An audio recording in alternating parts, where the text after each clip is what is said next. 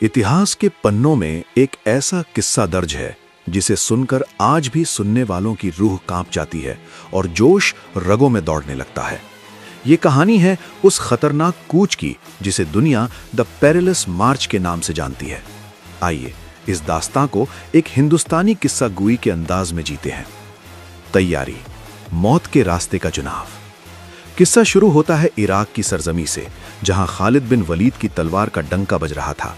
अचानक मदीने से पैगाम आता है कि शाम यानी सीरिया की सरहद पर इस्लामी फौजें रोमनों के विशाल लश्कर के सामने घिर गई हैं। खालिद को फौरन वहां पहुंचने का हुक्म हुआ, पर मुश्किल ये थी कि रास्ता कौन सा चुना जाए। आम रास्ते पर दुश्मन की चौकियां थीं और वक्त बहुत कम। तब खालिद ने अपने रहबर यानी गाइड राफे से पूछा, क्या कोई और रास्ता है? राफे कांप उठा। उसने कहा, एक रास्ता है, समावा का रेगिस्तान, पर वो रास्ता नहीं, साक्षात मौत है। 5 दिन तक पानी की एक बूंद नसीब नहीं होगी। मगर खालिद बिन वलीद, जिन्हें खुदा की तलवार कहा जाता था, मुस्कुराए और बोले, मंजिल अगर बड़ी हो तो रास्ते की फिक्र नहीं की जाती। ऊंटनियों का अनोखा इंतजाम। सफर शुरू करने से पहले खालिद ने अपनी जहनियत का वो नमूना पेश किया जो आज भी अक्ल को हैरान कर देता है।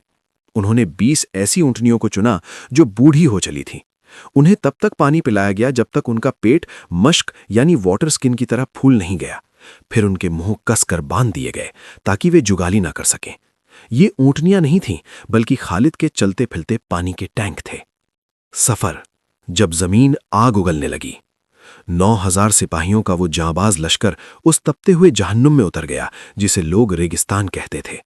पहला और दूसरा दिन सिपाही हिम्मत से चलते रहे, मगर सूरज की तपिश ऐसी थी कि इंसान तो क्या, लोहे की तलवारें भी पिघलने लगी थीं। तीसरा और चौथा दिन पानी का जखीरा खत्म हो चुका था। तब खालिद ने अपना दांव खेला। हर रोज जरूरत के मुताबिक ऊंटनियों को ज़बह किया जाता और उनके पेट में महफूज पानी निकाला जाता। वो पानी घोड़ों को पिलाया जाता ताकि फौज की रफ्तार न थमे। सिपाही प्यास से निढाल थे, गले सूख कर कांटा हो चुके थे, मगर आंखों में शाम की फतह का ख्वाब था। 5वां दिन, जब उम्मीद का सूरज डूबा। 5वां दिन आ पहुंचा। ऊंटनियों का पानी खत्म हो गया था। रहबर राफे की आंखें भी धुंधलाने लगी थीं, क्योंकि वो 30 साल पहले इस रास्ते से गुजरा था। उसने मायूसी से कहा, ए खालिद, मैं रास्ता भटक गया हूं। अगर हम इस मोड़ पर पानी नहीं पा सके तो ये रेगिस्तान हमारा कब्रिस्तान बन जाएगा। खालिद ने अपना सर सजदे में झुकाया और दुआ की। अचानक राफे चिल्लाया, वो देखो, वो कंटीला झाड़। अगर मेरी याददाश्त सही है तो इसके नीचे खुदा की रहमत छिपी है। सैनिकों ने पूरी ताकत से उस जगह को खोदना शुरू किया और देखते ही देखते जमीन का सीना फटा और पानी का मीठा चश्मा फूट पड़ा। अंजाम, एक नामुमकिन फतह। जब खालिद का लश्कर शाम की सरहद कर पहुंचा तो रोमन जनरल अपनी आंखों पर यकीन नहीं कर पाए। उन्होंने सोचा था कि इस रास्ते से तो परिंदा भी पर नहीं मार सकता। ये जीते जागते इंसान कहां से आ गए? खालिद की इसी खतरनाक कूच ने रोमनों के हौसले पस्त कर दिए और यरमूक की उस महान जंग की बुनियाद रखी जहां तारीख हमेशा के लिए बदल गई।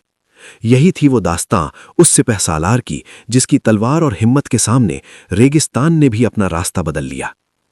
क्या आप खालिद बिन वलीद की उस मशहूर यरमूक की जंग का किस्सा सुनना चाहेंगे, जहां रोमनों की लाखों की फौज को उन्होंने धूल चटाई थी?